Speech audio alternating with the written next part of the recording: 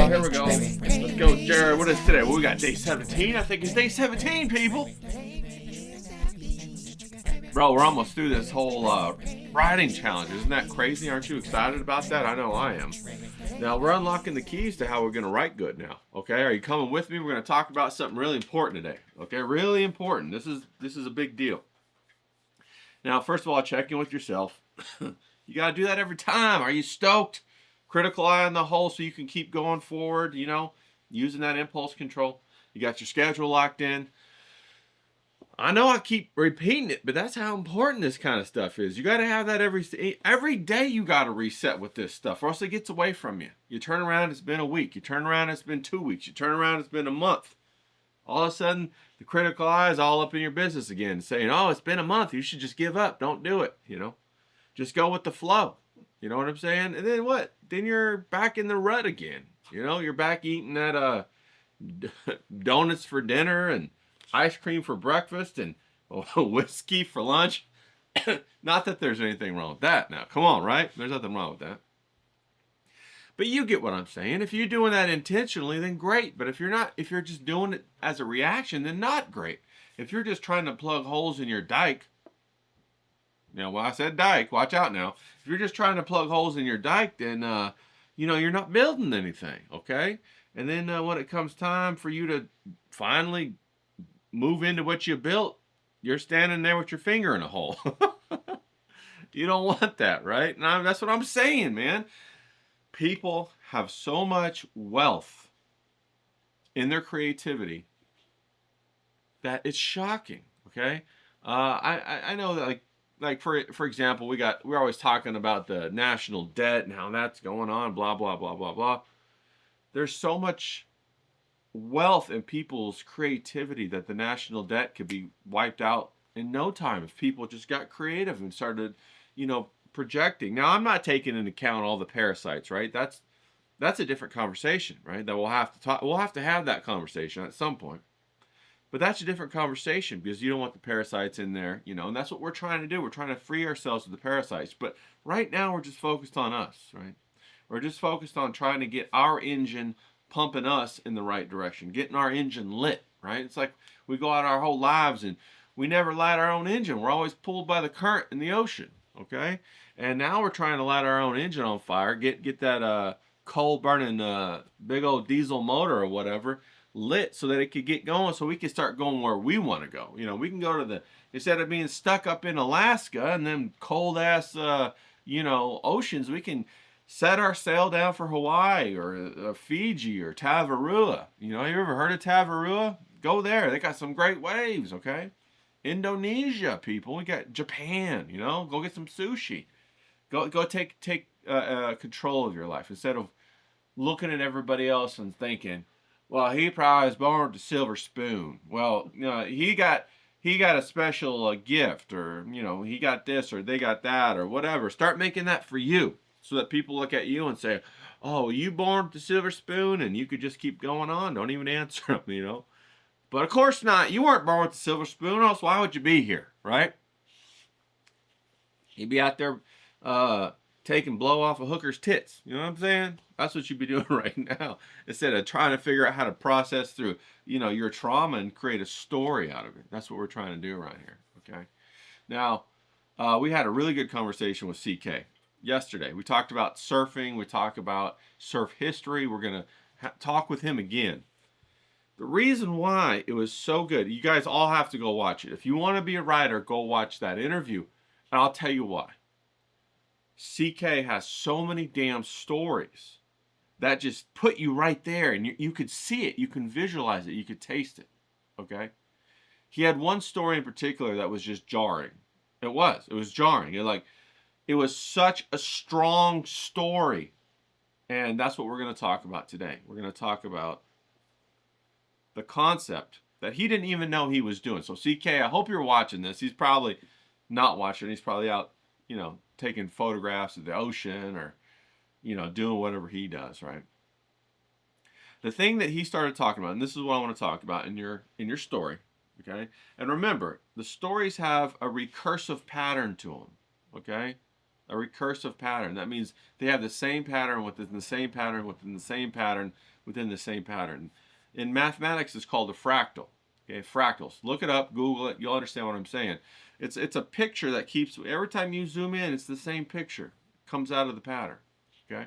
It's a mathematical expression. It's found all over nature, people. This is the real deal stuff. I'm telling you, I'm giving you a fucking $40,000 a year education right here that I went through. I'm giving it to you for free. What about that? You know what I'm saying? All right, so I'm going to tell you the secret, okay? You already know what the secret is, but I'm going to tell you what the secret is. I'm going to tell you why it's a secret, okay? And why people suck at it and why you can be fantastic at it, all right?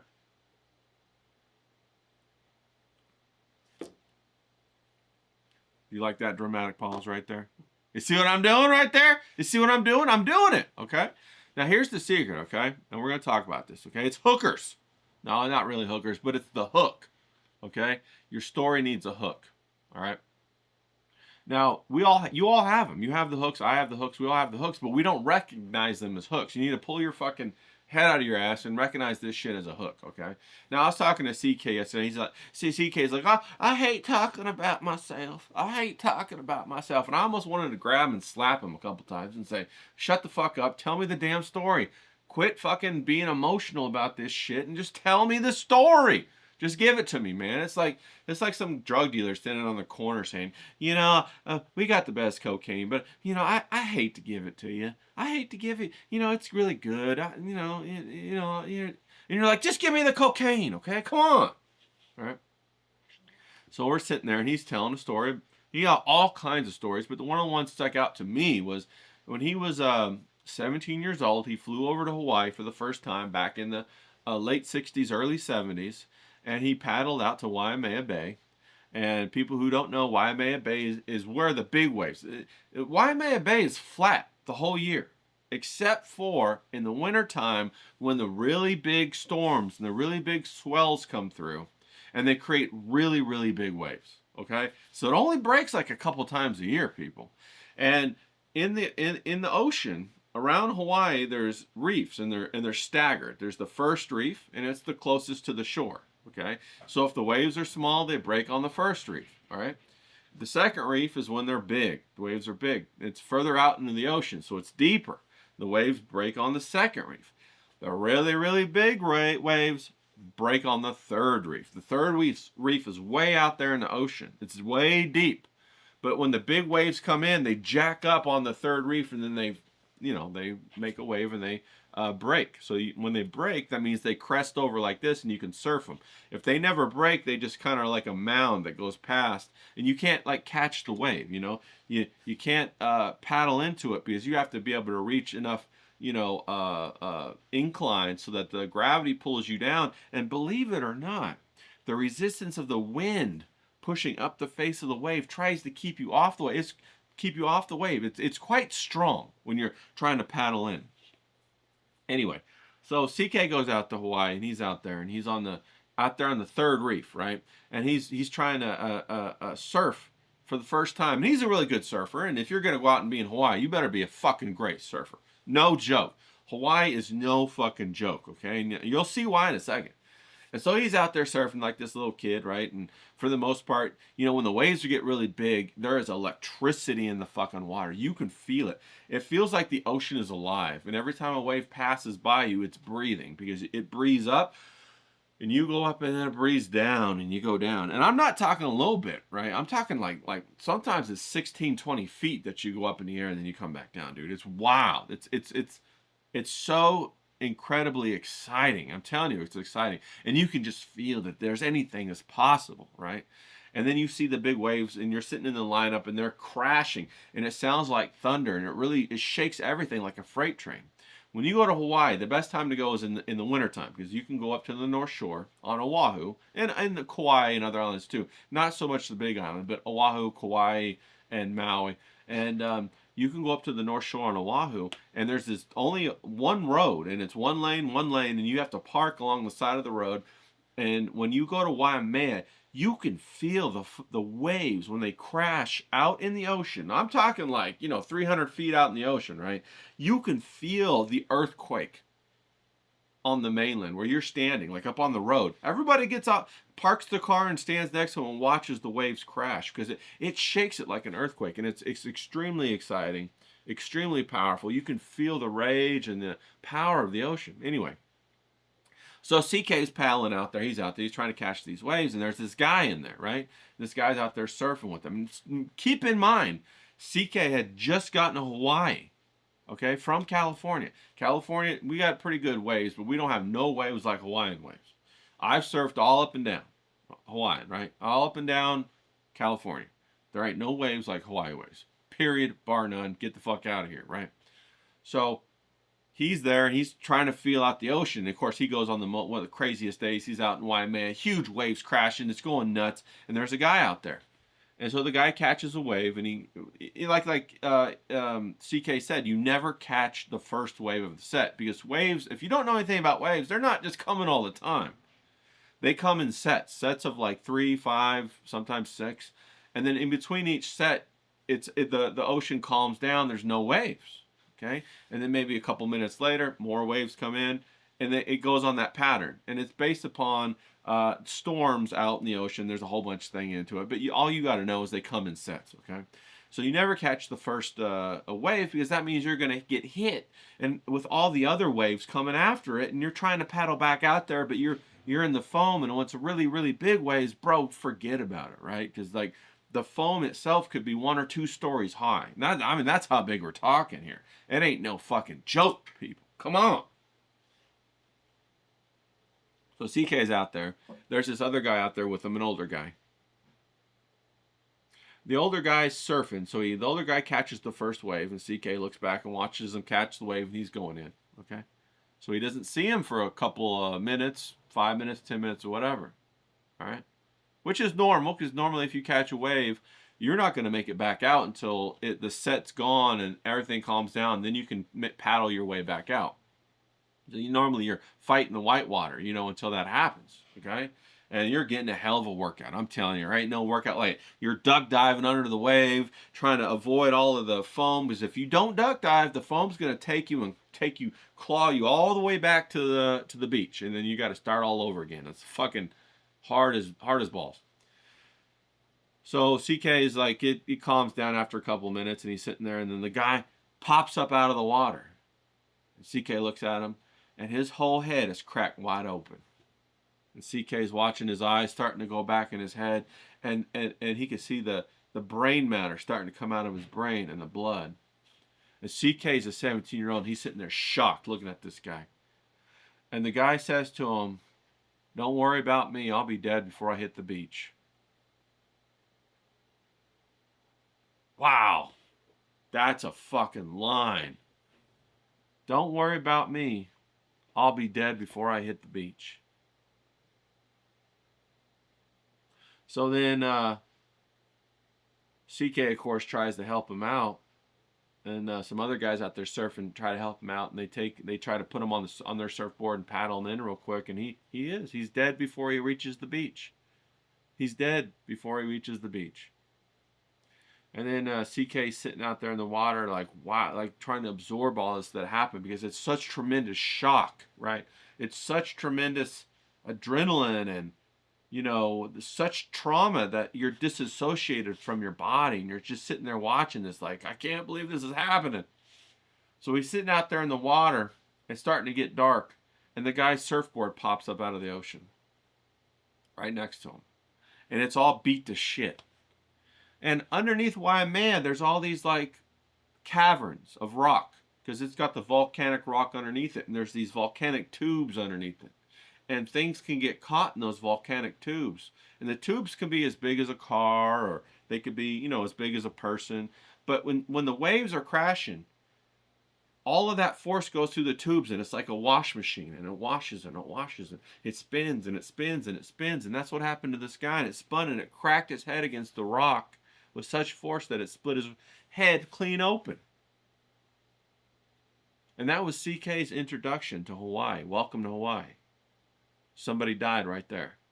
Very first day. Saw brains. Saw the guy's eyes rolling back in his head. And think about the courage of that waterman to say, don't worry about me. I'll be dead before I hit the beach. That's a masculine attitude. Wow. Wow. Okay. So what am I talking about here in relationship to writing? What am I talking about? I'm talking about a hook. Okay? That's a hook. You get what I'm saying, people? Now, in the very beginning of your book, you want to throw out the biggest hook you got. That's a big fucking hook. What I just told you is the hook for CK. That's the biggest hook of his life right there. Okay? Now, as you go forward, remember I told you everything happens in recursive patterns in your story.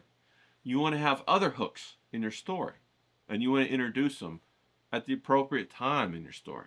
Okay? That's pretty fucking huge, right? So you think about your story. Think about your life. Let's think about your memories. Let's think about this for a minute. Why are hooks so important? Hooks generally are a taboo, okay? They're something that's uncommon. They're something that you don't come across every day.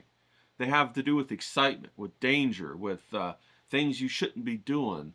And that's what people want to read about. That's what people are interested in. They're interested in the taboo. They don't want to hear, like, how to build your life and make yourself successful. They don't want to hear about, you know, eating your green beans and your carrots so that you have a strong body. They don't want to hear about controlling your interior world, you know, that critical eye and all that. They don't want to hear about having a process. They don't want to hear about all this stuff. They don't want none of that, okay? And if you think that you're going to be able to write a story and spoon feed people good advice, you're wrong. You're wrong. People don't want that, okay? People will take it. People will take that stuff if you give them a reason to take it. But they won't come and get it unless you got the hooks. So get the hooks out. The hooks are taboo, okay? Things that are taboo. Things that are taboo, things that you shouldn't do, things that are exciting because it's an adventure, because people want to feel alive, because people are attracted to, oh shit, what the fuck happened? People are attracted to the gossip. People are attracted to all this stuff. So that's human nature, right? Why fight human nature? Hey, if you fight human nature, you know who you're going to turn out like? You're going to turn out like your 7th grade math teacher. How exciting was that? Think about that. My 7th grade math teacher was boring as hell. I often wondered, I'd sit in class and I'd be sitting there looking at him. I'd be like, what does the rest of their life look like? You know what I mean? I'm thinking they're going home, they're getting the TV dinner out, they're sitting there and they're watching the People's Court. You know, they're watching the Family Feud. They're in bed by 7. You know, they get up at like 5. They, you know, get their curriculum ready. On the weekend, I don't know what they do. Maybe they just garden or something. Maybe they crochet. Bro, that is no story, okay? We want to hear about the guy who got his head cracked open. We want to hear about the guy who ran cocaine for the cartel. We want to hear about the guy who used to be an Army Ranger and got blackmailed into joining the CIA. We want to hear about how he made a decision when he was supposed to assassinate somebody, and he figured out that he couldn't do it because really he was assassinating a good man. And now the CIA's after him. We want to hear about those kind of choices with those kind of stakes, life and death kind of stakes, okay? You might be thinking, well, Ray, what are you talking about, man? What about me? I was never a drug runner. I was never a CIA guy. I was never somebody with these high stakes. I didn't have anything like that, man. Well, think back to what we did yesterday. We talked about your first fight, didn't we? We talked about your first fight.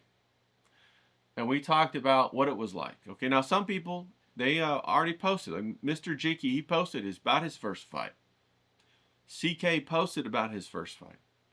Mr. Jiki's first fight, he was on a school bus defending his sister from a guy who was picking on her, and he got his ass kicked. We want to hear about that. Okay? CK was in a Catholic school, and he got in a fight when the nuns had to break it up. We want to hear about that. Okay? You don't have to be a drug runner. You don't have to be all this stuff. But it has to be authentically genuine to you, and it has to be the highest stakes that you've experienced. Now, that might not be the highest stakes that somebody else experienced, but it doesn't matter because it produces the same effect in the reader. You get what I'm saying? I'm reading about you fighting on a bus is the same as me reading about some guy running a kilo of cocaine over the border. Because I'm sitting at home with a book, right? So I'm invested in this story. I'm invested in these characters. I'm invested in that story. I'm invested in those characters. But you need that hook. You need those taboo things. You need to have a fight. Whatever the pastor tells you, you got to do the opposite. Okay? You get what I'm saying? All right? Ain't nobody flocking to the churches. Okay?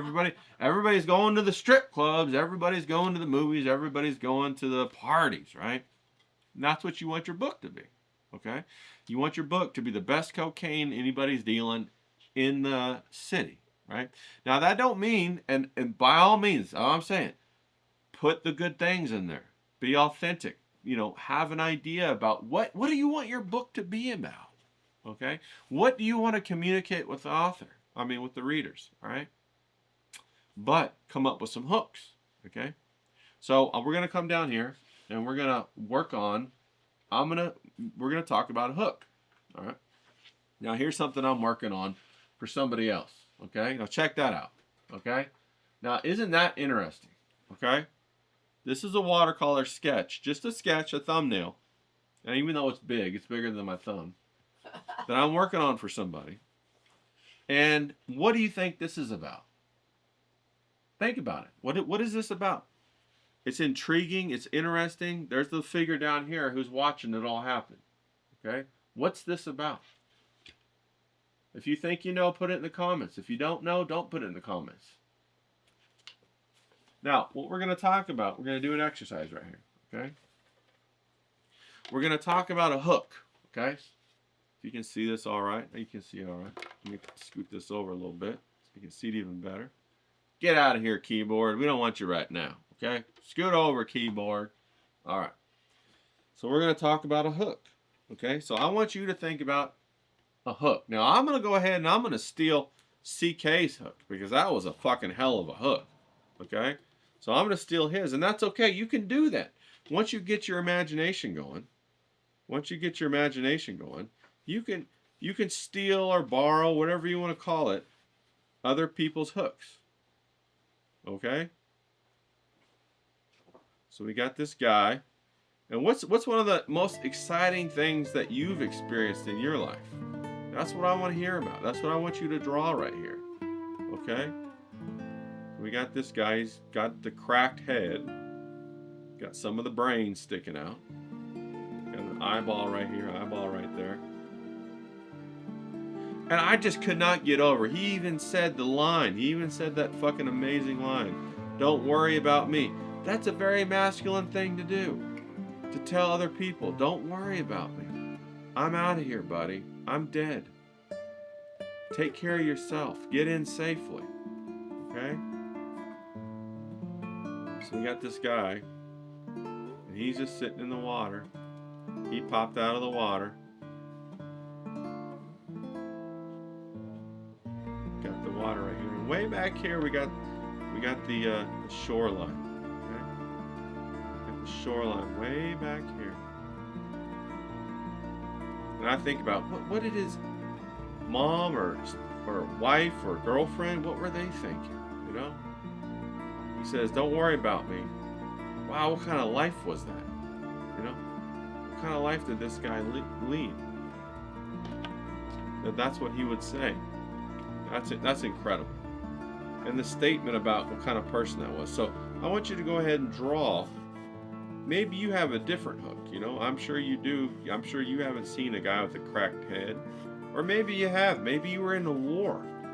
And you ain't talked about this story for ages because your emotions just wouldn't let you talk about it. Well, now's the time to talk about it, buddy. It's time to talk about those things. When you hold them inside, they become a cancer that just eats you up. Okay? So we got this ocean right here. We got this guy.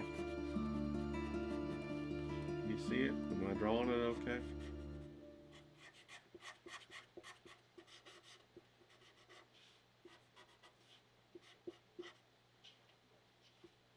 He's in the water right there. And what is today? We got day 17. Great day, great number, day 17. And what does he say? Don't worry. That's what he was concerned about.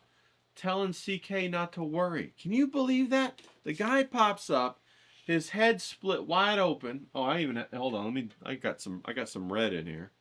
Let me go ahead and do that. Put a little red in here. Okay. He's got his brains coming out. And he says, don't worry about me. Go on. Take care of yourself. Don't worry about me. Okay? That's incredible. And that is a hook of a lifetime right there, people, for a story. Let me come back to one real quick.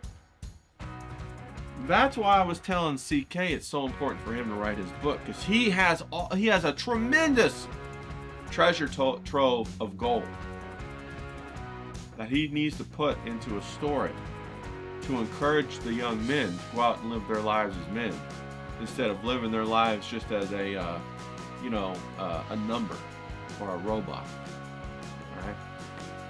So what I want you to do today is I want you to go ahead and do that. I want you to write a little story, a little vignette about your best hook. Or one of your best hooks. Maybe you're not comfortable sharing your best hook. That's fine. But write one of your best hooks. Write that little paragraph, and then go ahead and post it and tag me in it, okay? And tomorrow we're going to talk about how to start to assimilate these things into a short story so that you can get ready for the writing competition. Because I know you're going to get in it, and you're going to give a good shot. You might even win. Okay? So let's fucking go with that. I want you to get out there. I want you to kick some ass. Let's go, Jared. We're cheering you on, buddy. Have a great day. Come on, man.